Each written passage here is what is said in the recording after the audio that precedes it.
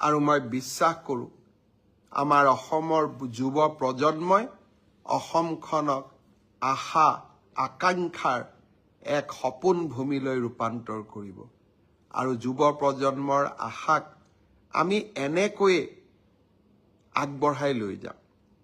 আজি অসমৰ যুৱ প্ৰজন্মই নতুন অসমৰ সপোন দেখিছে। কেইদিনমান আগত মাত্ৰ এডিআৰই পৰীক্ষা হৈ গৈছিলে। ৰিজাল্ট দিব ফেব্ৰুৱাৰীৰ শেষ সপ্তাহত নহলে মাৰ্চৰ প্ৰথম সপ্তাহত। শিক্ষক নিযুক্তিৰ প্ৰক্ৰিয়া চলি আছে। ৫,৫০০ শিক্ষক নিযুক্তিৰ প্ৰক্ৰিয়া চলি আছে। কিন্তু মই থমকি ৰোৱা নাই। ৫,৫০০ নিযুক্তিৰ প্ৰক্ৰিয়া চলি থকাৰ সময়তে নতুনকৈ আকৌ ৪,৫০০ পদৰ আমি বিজ্ঞাপন দিলোঁ। এটা এডিআৰই পৰীক্ষাৰ ফল